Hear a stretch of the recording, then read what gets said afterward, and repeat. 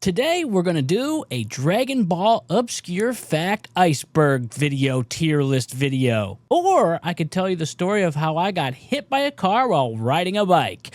You decide. The riding the bike story, huh? All right. The Dragon Ball Obscure Fact Iceberg tier list iceberg tier list. Let's do it.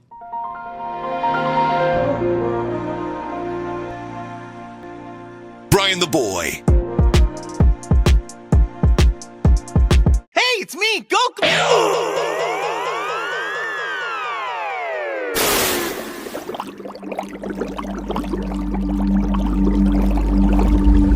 All right, we're going to start off in tier 1. Things that, if you're like a casual fan, you probably know some of these already. But, you know, maybe not. I don't know. But let's just jump right into it. The first thing is, where did the Kamehameha get its name? Well, early on as Akira Toriyama was writing the manga, he was trying and struggling to come up with a name for the Kamehameha. And then his wife chimed in. Master Roshi's signature technique should be called Kamehameha, named after the Hawaiian king. And really, it's something that would be easy to remember. And she was very right. As they say, behind every smart man is a smart woman. I think that's a JFK quote. Don't quote me on that. And then, what happened to Launch? The girl from Dragon Ball that seemed to play an important role and was never seen again? Toriyama admitted in an interview he completely forgot about her. When he was writing the Saiyan Saga, she was not on his head at all. And then, when he was reminded of her, he just said she ran off to be with Tien, which is a pretty good example of how spontaneous Toriyama was while writing these stories. But even though she ran off with Tien, it's not like we ever saw her again, so it's kind of just, you know, he's making something up on the spot. What does the Z stand for in Dragon Ball Z? Does anyone know? Huh? Write it in the comments right now if you know. Zenith. Yeah. I mean, really, it's because it's the last letter of the alphabet, and Toriyama saw Dragon Ball Z as the end. There were very many times that he was going to end the show, and originally, it wasn't going to go far after the Saiyan Saga, definitely not after Raditz. It kept on rolling, to Toriyama's dismay. But yes, Z was supposed to be the end. He didn't think he was going to have much more content. And then he did. And then he did again, and then he did again. Now, this is one that, I feel like most people just pick up on by watching the show. But the Saiyans are all vegetables. In fact, the word Saiyan is an anagram of yasai, and that's the word vegetable, I guess. You know, think Kakarot, that's a carrot. Vegeta's just a vegetable. And then apparently Nappa is some type of cabbage, broccoli. So the word Saiyan really is just vegetable people. I mean, okay, that's that. Did you know that? And lastly, for tier 1, I think this is one of those things that most people do know is the very popular meme, it's over 9,000, is Miss Dub. It wasn't supposed to be that. It wasn't that in the manga. In fact, when accurately translated and redubbed, nowadays, he says it correctly, it's over 8,000. Sadly, the meme lives on and is known more than the redub ever was. Which brings us to tier 2. Things that are just a little bit more rarely known. But still, some of them, even some of the most, some of the biggest fans may have never known any of this. Did you perhaps know that at one point, Gohan, he almost became the star of the show. He was almost replacing Goku entirely. During the Cell games, Toriyama said he intended to put Gohan as Goku's replacement forever, as the main protagonist, which would be right after Goku died. And he initially drew Gohan to be the hero that defeats Cell, which did happen. However, he felt that compared to Goku, Gohan just wasn't it.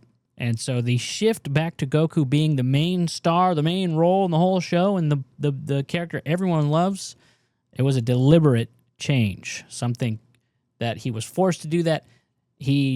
That was all him. According to him, look, I got sources. So don't believe me? Check the sources down below. Now, there's a giant myth that we'll debunk right now that I've heard many people say, many people quote, and they're all wrong. Despite the rumors, Toriyama did not plan to end the show at after Freeza, nor after Cell. In fact, near the end of the Freeza saga, he said that he just doesn't want the show to end, or the manga. Also, the rumor that it was all angry fans that forced the return of Goku, that's also not true. I mean, as I said in the previous part, he did not want Gohan to be the lead. And this rumor, I mean, it makes sense because there were certain things throughout the series, throughout the manga's run and the anime's run, where Toriyama was forced or pushed into things. But continuing the series or putting Goku in the lead was not one of them. Where did Toriyama get the design idea for Super Saiyan's hairs to turn yellow or white?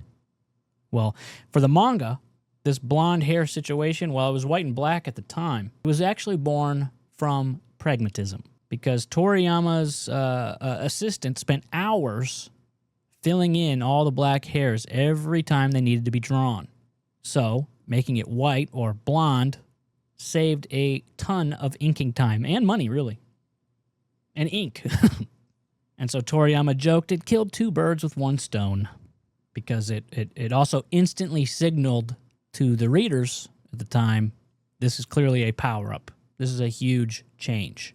And fun fact, he initially pegged turning Super Saiyan as like 10xing your power, but later decided it's 50. Which brings us to villain designs. Many of the villain designs in Dragon Ball and Dragon Ball Z had to change. And it was because of Toriyama's hard-to-please editor. This is a case where Toriyama was pushed to change things that he did not initially, want to put on paper. Originally, Android 19, the round, clownish android, and Dr. Gero were meant to be the main villains. But Toriyama's editor complained, they're not scary enough. A fat guy and an old guy being the main villains is just not enough. So that's why Toriyama introduced Androids 17 and 18. But then the editor said, they're just brats. So, in response, that is when Toriyama created Cell. So his first form was criticized, though, with his ugly bug-like looking face. And so that's why he had further forms created after that. Not cool enough, not cool enough. So from Android to the Cell saga, the whole escalation from 19, 20, 17, 18 to Perfect Cell, that was all driven by a hard-to-please editor. And then Super Saiyan 4's true designer. Who did it? Now, fans often credit Toriyama as being the original designer of Super Saiyan 4. It just isn't true. It was actually designed by Toei Animation's Katsuyoshi Nakatsuru. Katsuyoshi Nakatsuru. And he was made for Dragon Ball GT. Toriyama had minimal involvement in GT. He did later draw his own take on Super Saiyan 4 when it came to designing the cover for the Dragon Box GT, as you can see. And so that's a rare case of someone else designing a form, which is now beloved by fans and even by Toriyama, as you could tell if you've seen Daima. And also, fun fact, did you know that Dragon Ball GT, when it originally aired in America, the first 16 episodes were deleted, and they replaced it with one recap type episode that goes over the first 16 episodes, more adventuristic style. It was more Dragon Ball-ish than Dragon Ball Z-ish. And because Cartoon Network thought that the fans would get bored, they condensed that down into a single episode to get right into the action. So, fun fact. I don't know if anyone else knows that other than me. I think I might be the only one. Did you know that Android 17 and 18 had names?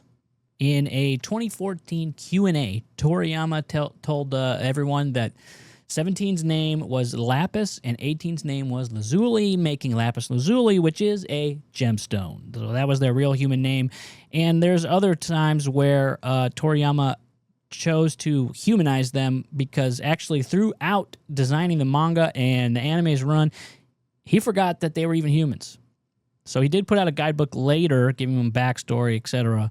Oh, also, fun fact, Android 17, Toriyama said, later actually becomes a park ranger, and before Super even came out, that fulfilled itself in that show, which actually, if you remember the very, very end of Dragon Ball Z, they flashed to show 17. He's just like in the woods with a shotgun. I don't know if you remember that or not. What is Mr. Satan's real name? And no, I'm not talking about Hercule. That was a random name they decided to replace Satan with in the series, which made sense because it is Bizarro. That's his name. And especially when they're chanting, Satan, say. I was just watching pretty close to the end now, Kai with my son. And I'm like, just please don't pick up on chanting this thing. Anyways, Mr. Satan's real name, his first name, is Mark. That's right. Just Mark. And apparently his Mr. Satan is just like his stage name. However, funnily enough, Mark, the Japanese version, is an anagram of Akuma, which means devil. And Videl's name, just scribbled up or garbled up, goggled up, is also just flipped around letters of devil. So the Satan family, they both actually are, their first names are devil, bizarrely. Then tier 3. Tier 3. So now we're getting pretty low, pretty deep down in the water here. So there's some hidden gems and some forgotten lore that I imagine way more people don't know about some of this stuff. Have you ever heard of the plan to eradicate the Saiyans? Well, before it was remade into what you probably have heard about now, it was in 1993. It was an OVA, and it was only in Japan, but it wasn't a normal movie. This movie was originally VHS tapes as a guide to a RPG game, basically an animated walkthrough. In fact, I have some of it here.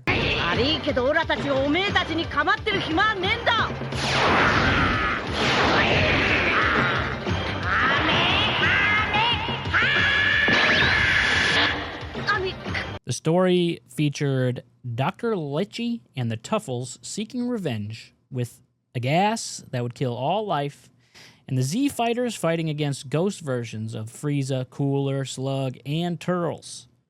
For years, it was Japan only. It was a lost movie in the West. In 2010, there was a remake renamed Plan to Eradicate the Super Saiyans. Originally was included as a bonus for Raging Blast 2, finally giving international fans a look. The remake had updated animations and was subtitled in English for the game release. Public Service Goku. You ever seen any of these? In the late 1980s, Toei produced 2 educational videos starring Goku.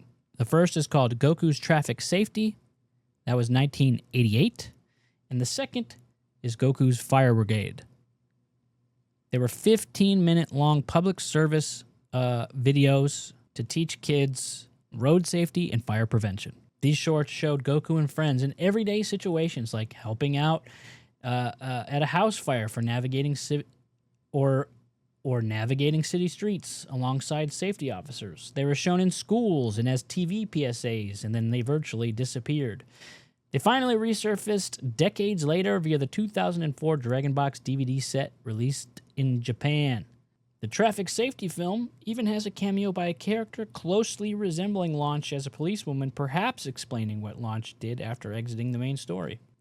Dragon Ball Online. The now defunct, or is it, MMO, was originally a Japanese and Korean-only MMORPG released in 2010. It had direct involvement from Toriyama. He personally oversaw the story, the timeline, and character designs. And this game was set in age 1000, long after Dragon Ball Z. Dragon Ball Online introduced major lore elements. Goku and Vegeta had long passed on. There was a time patrol led by Future Trunks and the Supreme Kai of Time.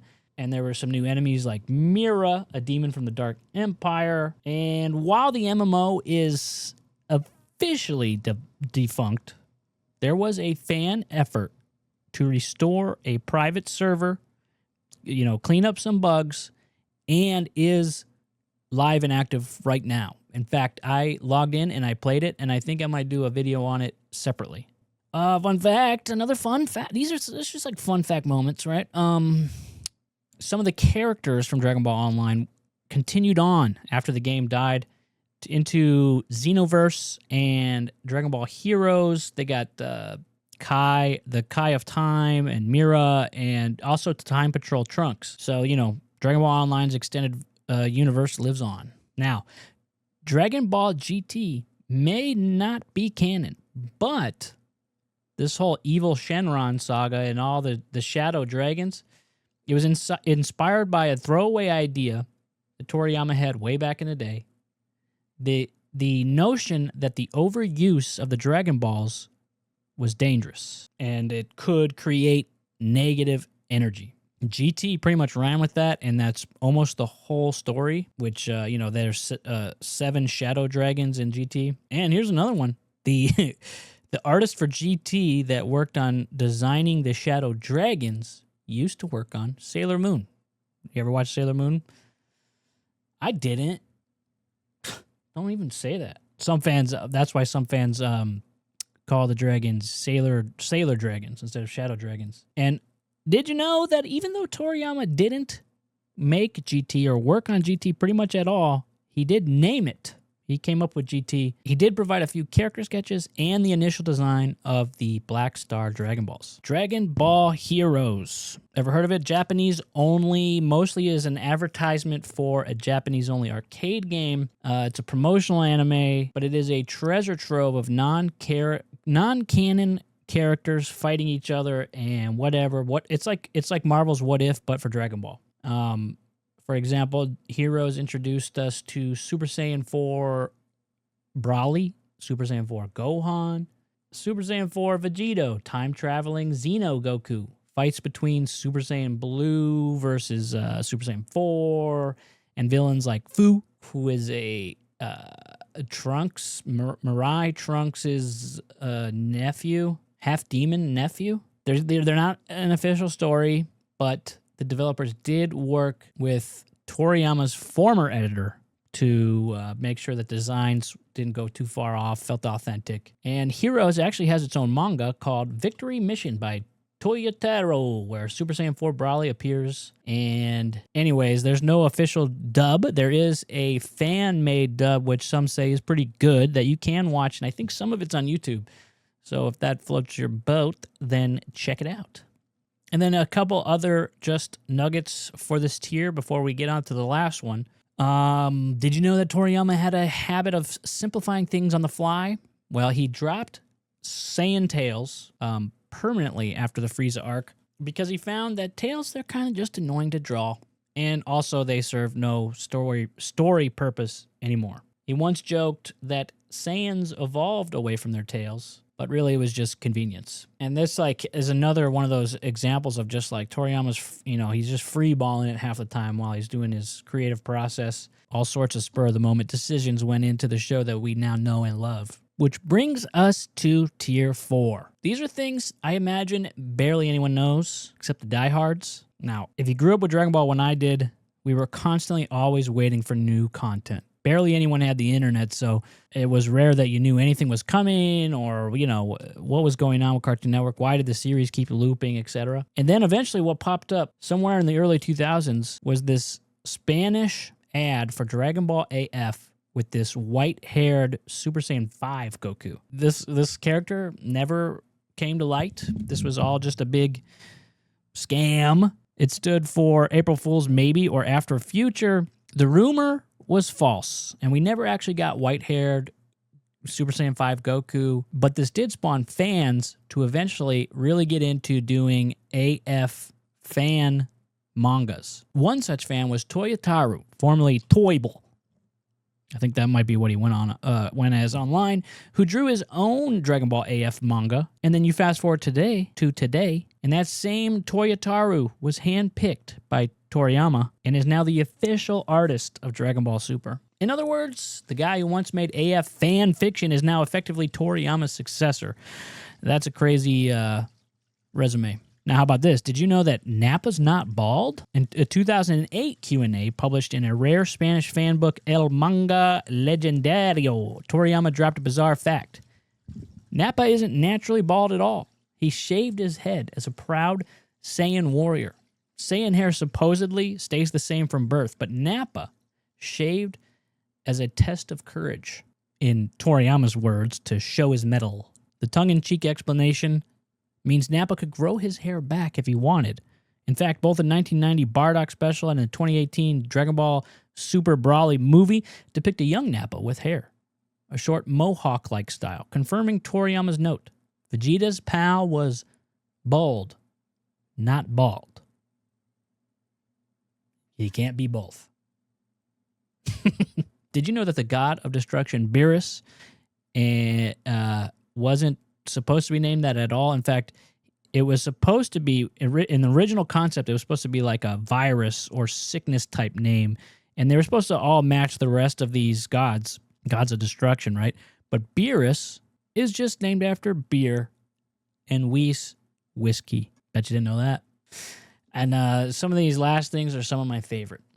The Harmony Gold Lost dub, the very first English dub of Dragon Ball, was by Harmony Gold USA. It's so obscure, it was literally lost media until just a few years ago.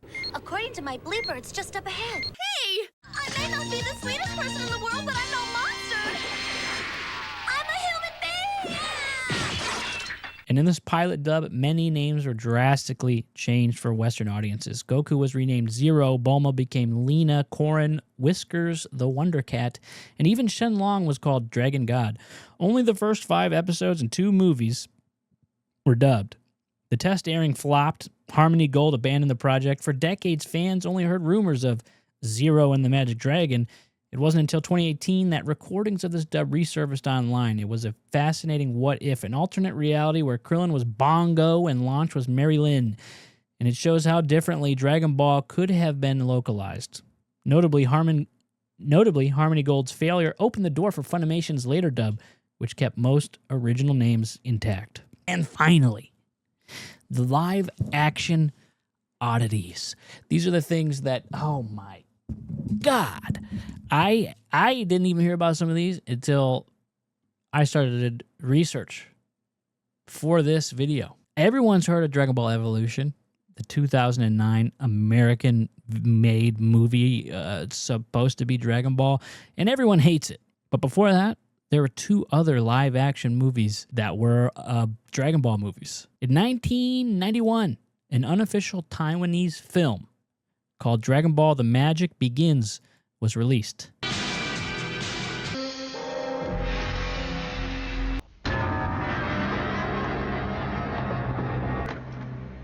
The Dragon Pearl belongs to us. It's not leaving here. Very loosely adapting the search for the Dragon Balls with wildly off-model versions of Goku, Bulma, etc. Even more obscure, in 1989, there was a Korean film, Jaeon ZZZ, Thunder King, that was essentially a bootleg Dragon Ball movie. So I guess technically there's 3 others. On the official side, the first ever live-action adaptation was actually a 1990 Chinese film named Dragon Ball, The Legend of Shenlong.